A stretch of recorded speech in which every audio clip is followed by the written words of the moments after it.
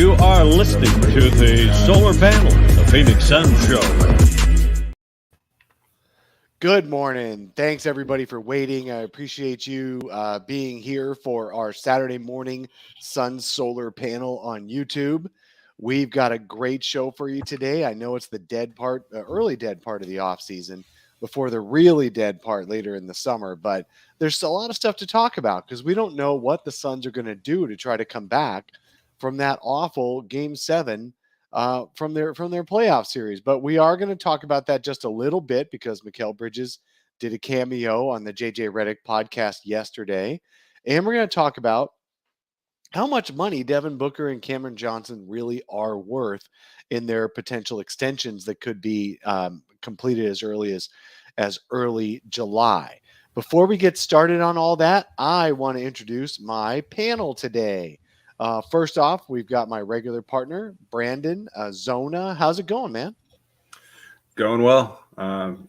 Tough to not have the Suns in the finals and watch this Celtics Warriors series, but it is what it is. Yeah, absolutely. But you know what? My second adopted team is the Celtics because I want anybody possible to beat the Golden State Warriors, and that was a glorious Game 1 from that perspective. PLR, Paul Richardson, how you doing this morning? What's up? How are you guys? That's funny, Dave. You have a T-shirt that says "Anyone but the Warriors." It's hard for me, man, to root for the Celtics, though. I grew up in Chicago, and those were the Lakers Celtics hatred days, and I just, as much as I love Brown, as much as I love Tatum, that green jersey just bugs me. But I just want an entertaining finals one way or the other. Yep, absolutely. Well, thank you all for joining us today. We have kind of a short show because part of it is because it's an off season and nobody's really got any new news to talk about for the Suns. And part of it is because we have some other obligations. So we appreciate you being here, and we won't keep you too much longer than about a half hour, 40 minutes this morning. But we do have three main topics to go through today. The first one is, I don't know how many of you actually heard, but JJ Redick does this podcast where he gets a lot of current NBA players on there, and one of his regular correspondents is Mikal Bridges. He actually put out a show yesterday on his JJ and Old Man and the Three podcast, where he had Mikal Bridges on there as a guest. And this is the first time one of the players has talked about Game 7 after having, after the immediate aftermath anyway of Game 7, after they've had time to digest it. Did you guys get a chance to listen to that at all? Brandon, PLR? No, not yet. I need to, though. JJ and Mikal, it's must-watch TV. Yep. No, PLR, did you get a chance to listen? I did not, but I could imagine it was probably incredible. Well, it was really good. Listen, Mikal, the great thing about Mikal Bridges is that he's a real one. He doesn't come up with platitudes. He doesn't repeat old tropes. He doesn't say things, that he's supposed to say. He just says things that are real. And we have to remember he is a 25-year-old guy who basically Chris Paul said he was like one of his sons last year. So he's a young guy, right? He likes to have fun. He's really real. And he kind of reacts to things the way we would react if we were in our early 20s under big pressure. And so basically, I don't have all the quotes written down. I'm going to transcribe and put them up on Brightside for later today or tomorrow. But because I just caught that yesterday afternoon. And basically, there's a couple of quotes that he gave that really stuck out to me. One was that JJ Redick asked Mikal if he is embarrassed, and he said, "Yeah, it's embarrassing for sure." He said that no one's going to remember the rest of their season because all they're going to do is talk about Game 7. And I think that's absolutely true. Fans on Brightside, fans on the solar panel, fans all over Suns Twitter and social media. Nobody's wanting to talk about, who cares about 64 wins anymore? Who cares about first team All-NBA for Book? Who cares about third team All-NBA for Chris Paul? Who cares about coach of the year for Monty Williams? All that's out the window. I've been hearing like lots of comment. Fire Monty Williams, fire James Jones, trade the team. But nobody's going to want the team because they're all dead weight. All this stuff because of one game, one loss. You know, the Celtics went to 2 game 7s. They just performed in them. The Suns did not perform in their game 7. And so JJ Redick asked a couple of questions about that. And Mikel's like, you know what? We all thought we were going to win in game 6. And when that didn't happen, all of a sudden it was up for grabs. And the way he talked about it, it's crazy because it feels like they had all the pressure on them. The Suns had all the pressure on them.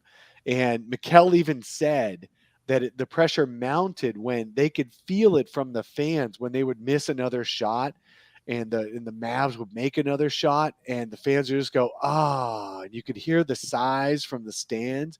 That added even more pressure to the team. Not that they shouldn't have been able to handle it. They should have been able to handle that pressure, but the team was not ready. Now, Book and CP should have carried that team, and they didn't. Monty Williams should have had them mentally prepared, and he didn't. Those are the 3 that truly failed because Mikal Bridges at 25, Cam Johnson at 26, who I'm sure Mikal, because they're little twins, they call themselves, have talked about this. They both kind of folded under that pressure of game 7 because your leaders are supposed to be the ones who set the tone. Your coach is supposed to be the one who sets the tone. Those are the guys who came up short in that game 7. But Mikal basically admitted that the things got worse. The longer it took for them to make a shot, the worse it felt and the more tight they got. And Dallas was just playing free. What do you think about those comments? Let's start with PLR. I agree to an extent. I believe that Monty should have made better adjustments. I believe Chris, CP, and Book should have done more. But there's a reason why you paid Mikal. There's a reason why Aiden is looking for max money. There's a reason. And I could see that more if this was last year and it was their first game 7. But they made it to the finals before. And they saw a lot of things they needed to grow from. So now you're back in the playoffs again. Sometimes your stars don't have it. Sometimes they need a kick from someone else. So I just think it was a total team disaster. But I think the problem is we keep talking about game 7. Game 7 isn't where they lost that series. Game 3 and 4 is where they lost that series. It just happened to all, come about that game 7 was a decisive game. But we saw the swing in game 3 and 4. And then even though the Suns came back and won 5, when they couldn't do anything with Dallas in game 6, when Dallas walked off the court, I think everyone backside was puckering because it was like, oh, crap, this team is free. And we have to win. They don't have to win. So I think that game was lost before we even got to a 7. We just focused on 7 because it was a game 7 at home. But here's the thing. And I'll let you talk in just a sec, Brandon. But here's the thing. If they had won game 7, we wouldn't think there are so many issues with the team. Buck Dog, I love you, and we're both great fans of the team. My issue with the team stems from more than one loss. The one loss was a result of multiple issues we need to address. I get it, but those issues that need to be addressed also got the Suns into the second round of the playoffs. They also got the Suns 64 wins. An 8-game lead over the rest of the NBA. I mean, the issues the Suns are facing are a lot smaller than we're trying to make them right now. Yes, there are things they need to address, but this is not a broken team, and that's the thing. But we're not going to remember that. We're going to think it's a broken team. I'm only being a mouthpiece here in terms of I'm trying to state the other side of it. I'm trying to sympathize with Mikal and all that. And I'm trying to remember the facts. The facts are the Suns were the best team in the NBA. They choked against the Mavericks. It was more than game 7, but it wasn't like the entire team needs to be turned over. And I know you don't think that the entire team needs to be turned over either. I just think that we are all, including me, overreacting to an extent on that series. And I felt bad listening to Mikal. You guys got to catch that podcast. It's Old Man in the 3, JJ Redick.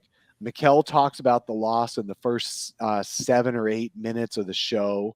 Then they have a long discussion with Gary Payton, who I don't care about. And then at the last 5 minutes of the show, they do a draft on favorite fast foods with Mikal. He's like a regular on the show. But all you got to do is listen to the first 10 minutes or so of that podcast, and about 7 of them are Mikal talking about the Sun series. He gave a ton of credit to Dallas. He said, look, they made all the right adjustments. Luka was really tough to handle, but he did admit that they came into the series thinking they had the Mavericks number. They assumed they were going to win the series. He said he can't remember even losing to the Mavericks since he came into the NBA, which is true. I believe they were like 9-1, 10-1. So they did have one loss, but it was a weird loss. He's like, we assumed they had their number. We assumed we were just going to win that series. And then when it started getting tougher and tougher and tougher, it's like they didn't know what was up and what was down anymore. And so the team really failed in that series, and Mikal is admitting it, that they just weren't ready for that adversity against that team, and they obviously didn't know how to handle it. So he gave a lot of props to the Mavs. He's like, the motherfuckers got us. That was the words that Bridges said, but basically the Suns kind of gave it to him. But anyway, I don't want to belabor that much anymore. We need to move forward. So, but Brandon, what do you think? Do we need to move forward? Do we need to talk about that some more? What do you think?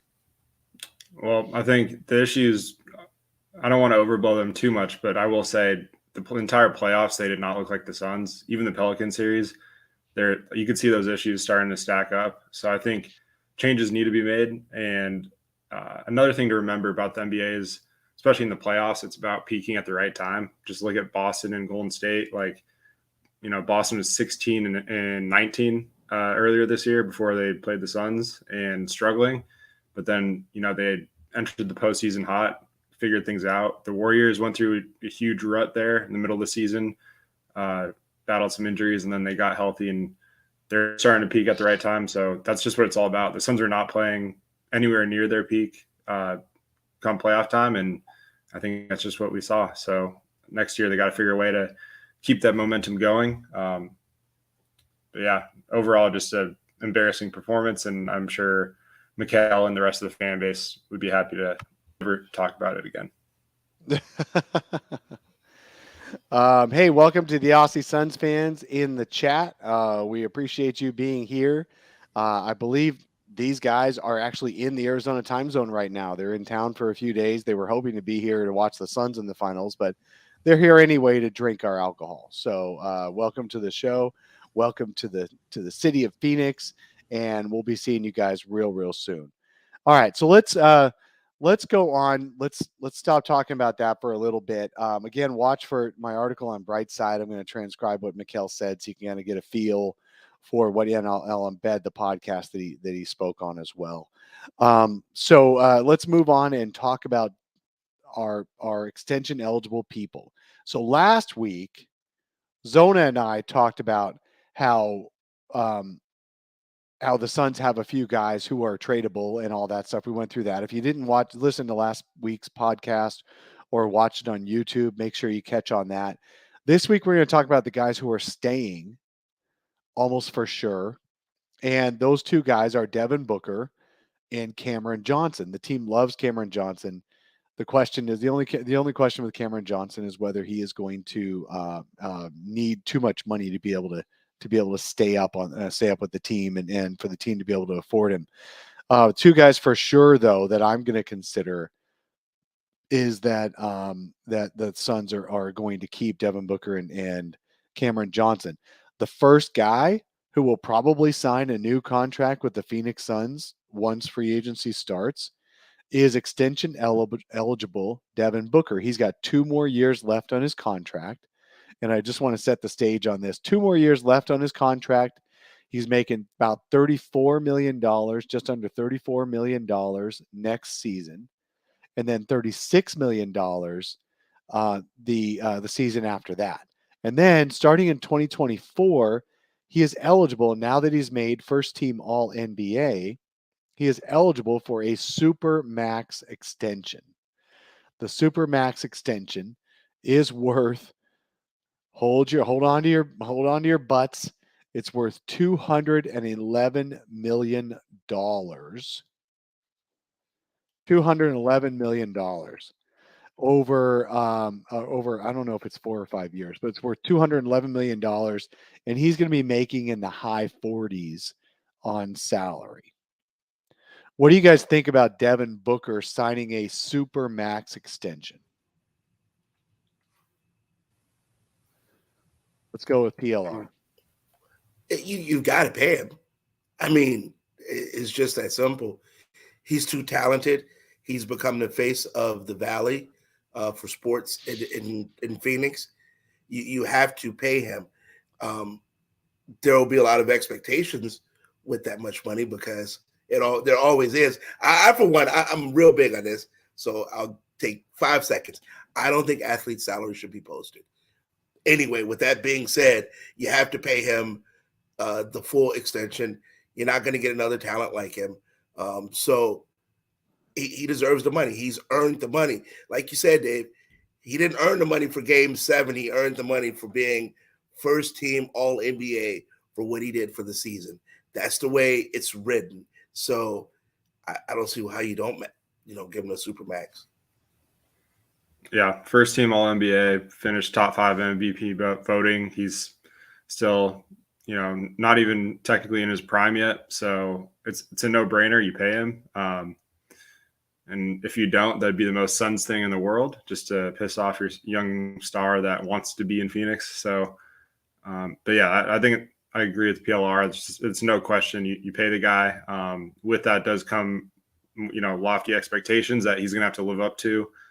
And we can't have many more performances like that Game 7 performance from him. But like if he's going to be getting paid that kind of money, but like I said, he's still not even technically in his NBA prime yet, which is just crazy to think about, someone that's been in the league this long already. So, I think, it's just a no-brainer. Pay Book, go from there. You're muted, Dave. Sorry, guys.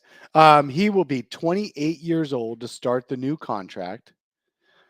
He's 25, 26 now. The new contract starts in 2024. And the actual numbers, I just pulled them up. It's a 4-year, $211 million max extension. His salaries in those years based on, depending on, okay, so let's assume that they actually put a salary number down based on today's cap. Okay, which is not necessarily the cap in 2024, but let's assume they're going to agree on a number that based on today's cap, he can get up to 35% of that cap all by himself. He would make $47 million in 2024-2025 season, $47 million. And then with 8% increases, that goes to 50.8, 54.6, and 58.4. $58.4 million in year 4. And you guys are definitely okay with that. Yeah, 100%. That's the price of doing. Not even thinking twice. That's the price of doing business. I mean, that's why I honestly hate athlete salaries get published, because that's the price. I mean, if you want to be a big boy, you want to play in the big boy leagues, and you want to do this every year, you got to pay players. Otherwise, we could be cheap and be Orlando and just draft every year, or be OK City and draft every year. But when you start getting into big boy time, you got to pay the price. I mean, we don't hear, I bet you we don't hear this in Boston when Jason Tatum's contract comes up. Oh, should we pay Jason Tatum? It's a no-brainer. You won't hear that. So Phoenix, the one thing about Phoenix sports, and coming from a city like Chicago where everything is big market. I mean, the one thing I've noticed about this place is when I came here to go to ASU, it was the 9th largest city. It is now the 5th largest city. But some of our sports fans' mentality is still locked in 8th, 9th. We're not 8th, 9th. We are now the 5th largest city in the country. Well, if you want to play ball as the 5th largest city, not just the Suns, that goes for the Cardinals, that goes for the Diamondbacks, you got to pay. I mean, the Suns can't balk about paying him. The same time the Cardinals obviously are having brain farts about paying a top line quarterback. It makes the city look cheap, and it makes it look like we're a city that's satisfied. And I know Suns fans are going to hate me for saying this, but sometimes Suns fans come across as satisfied when you have a great season or you almost get there. It's almost, I call it the Cub mentality. Boy, we were good, but wait till next year. Whereas big cities don't say that. It's like, we freaking choked. What can we tweak? What can we do to get over the hump? And you don't do that by doubting whether you pay your best player. Zona, what do you think? No, I 100% agree. I don't even think it should be a question, frankly. That's just how positive I am that I'd pay him. So if do you disagree, Dave? Is that something you would question, or are you just playing devil's advocate over there? No, I'm actually just playing devil's advocate. It warms my heart that the only positive thing I've seen from Suns fans in the last 3 weeks is a universal agreement that Devin Booker has to get paid, and it doesn't matter how much it is. It warms my heart. I love it. I just needed to set this up and give you guys a chance to say what you're thinking, and I didn't want to be the one to say it first. Absolutely, you give Devin Booker that money. And here, let me give you the silver lining or the gold. What's great about all this is, even though now, this thing would start in 2024, his extension. If you agree to the money now, exactly how much it's going to be, what else happens in 2024 or 2025? Do you guys know? There's going to be a new TV deal. And the new TV deal is set to explode the cap again. So if Devin Booker is making 35% of the cap under today's terms, and then the TV deal explodes the cap even much higher, it went up like 35% last time we signed a new TV deal. Booker's percentage of the cap is suddenly a lot lower than it originally was going to be. So you've got to you're not worry about it. Don't worry about signing Devin Booker. Give him all the money. Give him every last penny. Booker's the reason Chris Paul came here and the Suns went to the finals. Booker's the reason guys like rumored anyway, guys like Kevin Durant and LeBron James and guys like that want to play in Phoenix. They say Booker first, everything else secondary. He's the guy. He is the guy. He is the Suns. He's been with the Suns 7 years. He's going to retire as the greatest Suns player in the history of the franchise, and he deserves every penny that he gets. So I absolutely agree that Devin Booker should get all the money in the world. Absolutely agree with it, for sure. So there's no question there at all. Okay, good. You had me worried there for a little bit. Yeah, me too. I thought you were ready to trade him for Tyler Hero. No, I wanted you guys to be able to have a chance to talk about it and give your say and all that. I was just kind of setting you guys up. Let's see. Sawbucks has a question in the chat. Wait, no, wrong one. These are flying. Unknown has a question in the chat. Does anyone have a feeling Booker doesn't like DA? Here's the thing. Booker really does like DA as a person, but Booker is so competitive and so focused, and he makes the most of everything he's got, that DA can be frustrating, just like any little brother can be frustrating, that is just kind of scooting along and getting credit for things and doing things and all that, but not putting out maximum effort in between games, before games, after games, during games, all that. So Devin Booker likes DA, but he gets extremely frustrated by DA on the court, just like the rest of us. He's no different than the rest of us. But would he rather DA actually have his focus and his competitive edge? Absolutely. But he does love DA as a person. So hey, Dave, Book has tried to embrace him, but it's tough. Booker. They also. I'm sorry. One more thing, PLR. Somebody asked Booker, toward the playoffs, would you ever be a head coach in the future? And he's like, oh, hell no. And Monty Williams was asked, do you think Devin Booker could be a coach? And he's like, oh, hell no. There's no way in hell, because Book doesn't have any patience for anyone who needs to be developed or like built up or anything like that. Book has no patience for any of that. He just wants to do his job and leave. Michael Jordan never wanted to be a coach in the NBA. And I'm not comparing Book to Jordan. I'm just saying there's a mentality amongst the game's best players that it's really hard for them to appreciate other players as much as that you need to as a head coach. Larry Bird tried to coach and hated it. He was good at it, but he hated it and he quit after a while. He just went into the front office. Some of these greatest players ever just can't stand the idea of coaching guys who don't care as much as they do, don't focus as much as they do, or don't have the talent to perform as well as they do. It's tough for those guys. And so Book's like, oh, hell no, I'll never be a coach. That's one of the reasons that he loves but gets frustrated by DA. You know what this reminds me of? Do you guys remember years ago when Kobe Bryant was caught off camera talking about Andrew? I can't remember the name of the center. And he was like, get his ass out of here.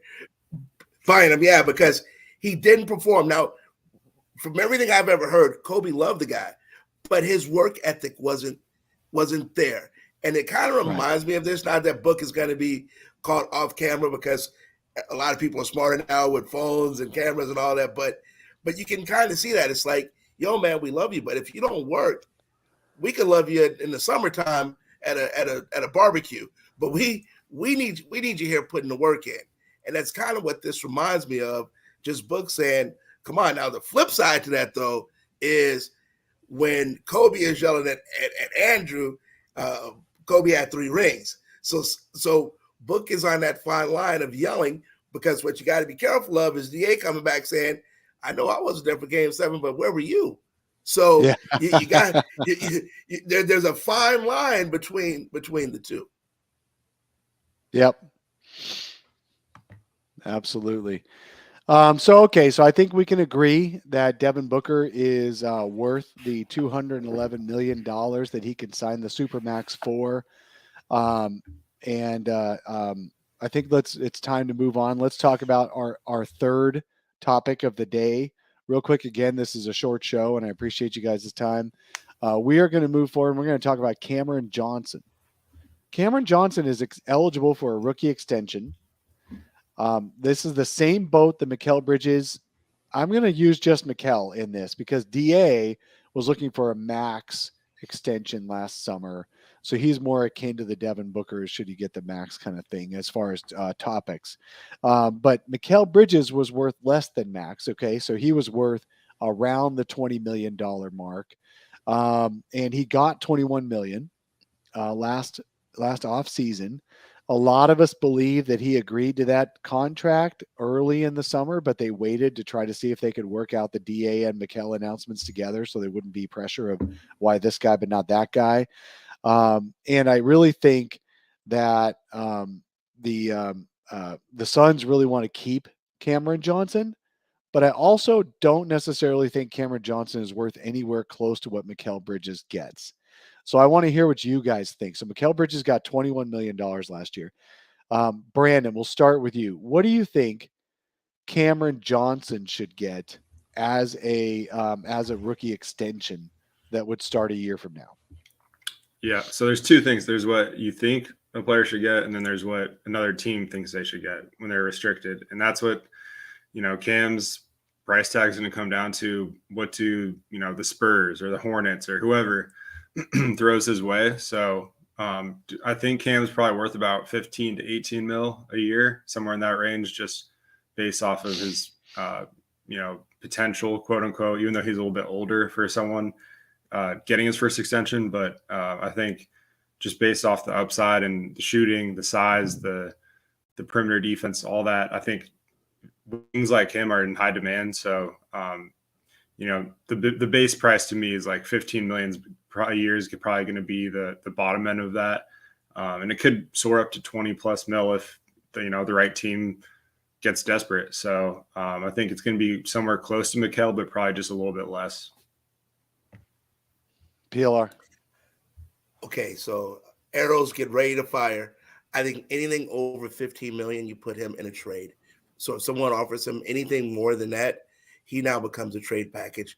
You have to be careful with how you're spending your money. As much as I love Cam Johnson and as much as I think he's a great part of this team, you simply can't pay everybody. And the Suns have some serious holes. And what this defeat taught us was, if like Dave, you said it 1,000 times, if they would have won, we wouldn't have found them. But they didn't win, so we found them. So they've got to now address these holes. If you're paying, let's just say they pay DA, can't pay DA and Cam and Mikal and Chris and Paul, and then come back and possibly get the same results. So I think if anything gets over 15 million, he is now in a package and he's got to move. Yeah, and it's tough for me because like Landry Shamet sitting there making 11 million, and you have Cam, who's clearly a better player. That's why the price tag is always interesting with this kind of stuff. But I could definitely see him being a part of a big trade package this offseason, just in terms of them wanting to keep Mikal if the right guy becomes available. Someone wants Cam and they want to pay him. Like, I think he's kind of the no-brainer that's going to be like the sweetener in a deal if they make something big. Hey, Zona, Did you know you what's guys really weird? know- I think the only two people that aren't tradable are Booker and Mikal. To be perfectly honest with you. I agree. I think anybody else, not that you would trade them, but I think you should listen. I think those are the only two people you have on the team that you just hang up the phone when they call. The only exception for Mikal would be if Kevin Durant. For me, Well, I would do anything in my power not to include him if that happened. But if it came down to it, like this is a price, then that's the only player I think, and that's realistic that could warrant that. But outside of that, yeah, I agree. He's untradeable. Hey, did anyone else pick up on? I haven't really covered this on Brightside either because I don't know. I just realized it or just noticed it. Somebody pointed it out, and I'm like, wow. So I didn't come up with it myself. Somebody else did. I just don't know who to give credit. But Landry Shamet has been in the NBA for 4 years. Okay, he's been in the playoffs all 4 years. Did you guys know that Landry Shamet has been part of a second round 7-game loss all 4 years of his career? He's never made it out of the second round, and it's never gone less than 7 games. I said that on the show last week. You did. Yeah. That's where I heard it from. Sorry about that. Curse. Yeah. It's when I think we were talking about should Landry stay or go. And I said he's got to go because of the curse. Way to go, Dave. Way to listen to your co-host. Yeah, I know. Sorry about that. Way to give him credit. You know why you didn't give him credit? Because you didn't listen to him. That's why you didn't give him credit. Well, we talked about Landry Shamet. Shamet makes 11 million. To be fair, I also found that on Twitter as some post. I didn't come up with that. But. No, I know. I'm sorry about that. I forgot that we've already talked about this a week ago. My bad. I've got a head cold and my brain is not processing properly this morning.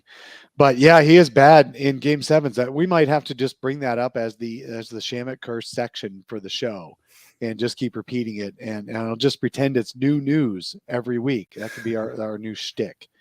So I apologize, Brandon. I do listen. I actually listen to our show back after we're done too.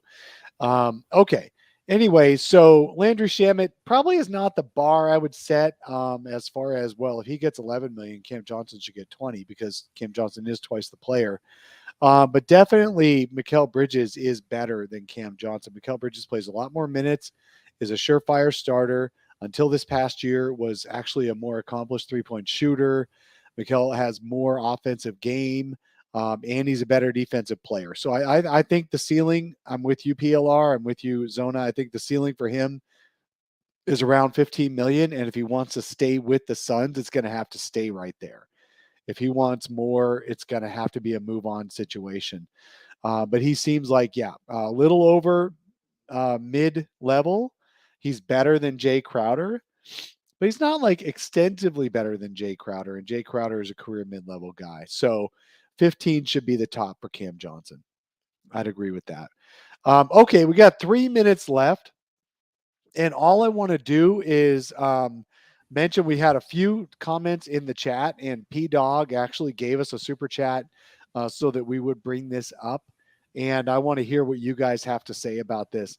Robert Sarver, the investigation into him has not come out. The results of that investigation has not come out. But when the Suns addressed their season ticket holders at the end of the year, and they sent a letter to the season ticket holders about how the season ended and all that, Sarver did not sign the letter. Only the president of basketball operations and James Jones signed it. We haven't heard Robert Sarver's name in the media at all. We haven't heard anything. He did get forced out or retired from his own bank that he was the chairman of the board for. Do we think that Robert Sarver will be the owner of the Phoenix Suns by the end of the summer? Brandon, what do you think? So this silence from Sarver is just one of two things. It's either A, they have nothing on him and he's kind of waiting for this situation to die down, just not draw attention to himself, and he's going to come back. Or B, and this is what I think, that, the league is going to force him out, but he's going to make it seem like it's under his own volition, to where he's just going to kind of say, I'm selling the team, even though it's an agreement with the league. That's kind of what I'm hoping for, at least. I think he's probably gone at this point. All signs kind of point towards that. But you never know with an owner like him. He could be stubborn, and try to, weasel his way into for another few years. But at this point, I think I'm going to lean no, but it wouldn't shock me if he was back at this point. Ted Lubin in the chat says Najafi will replace him. That's a kind of a wish list. Jam, he's a cockroach-born survivor. P-Dog obviously had some comments on him from earlier in the show that he'd like to see him out. We'll see. The problem is that unless you've heard something by now, we're not going to hear anything before free agency. So all the big spending decisions will have been made regardless of whether there's a change in ownership for this coming year. And this coming year is huge for the Phoenix Suns as far as spending. PLR, what do you think? Is Sarver going to be around? You know what? I agree with Brandon 100%. I think owners on this one are not going to be as vocal like they were with the cat with the Clippers. I can't even think of his name anymore. But because owners have a fine line, you got to be careful when you're pushing each other out, because they all have a bunch of skeletons. So I agree with part B of what Brandon said. It would be a backroom side deal, leave, get out, do it your way, make whatever announcement, make it look like you won, but do it. I just don't think owners want to be vocal on this one. So I agree with Brandon 100%. Yeah, there was rumor leaking this past week that there was a $2 billion+ offer for the Trailblazers being made, that Paul Allen, the owner of the Trailblazers, does not want to. He says they're not for sale. That was by Phil Knight, and I forget who his partner was going to be. That'd be kind of cool to see those guys pivot and buy the Suns instead. The Suns are definitely worth more than $2 billion. If the Trailblazers are, than the Suns are. Sarver would make a ton of money. He'd be able to retire in style, and he'd be able to afford those floor seats that he likes to use anyway. Fabio asks, how many super chats would Dave need if he wanted to buy the Suns? About 1 billion, maybe 2 billion super chats before, because YouTube keeps half the money. So, so maybe 2 to 4 billion super chats. I appreciate you all for coming today. PLR, thank you so much for coming. I know you got to run and go on to your own things today. I appreciate you all. Yeah, Phil Knight is from Portland. I get it. He's not going to pivot and buy Phoenix. But definitely, hopefully somebody's going to come together and make an offer that Sarver can't refuse. Brandon, thank you for coming. Tell us where we can find you around the web. Of course, at Zona Hoops _ on Twitter. You can find my work on brightsideofthesun.com and zonahoops.com and Paybook. All right. PLR, where can we find you? Come on the Twitter at the Sports Cave. Cave is with the K. Instagram and Facebook, and on Twitter, PLR on Sports. All right, man. And I'm Dave King. You can find me at Dave King NBA on the Twitter, and brightsideofthesun.com is where I put all my writing. So we'll talk to y'all next time. Thank you so much for joining us. I appreciate y'all.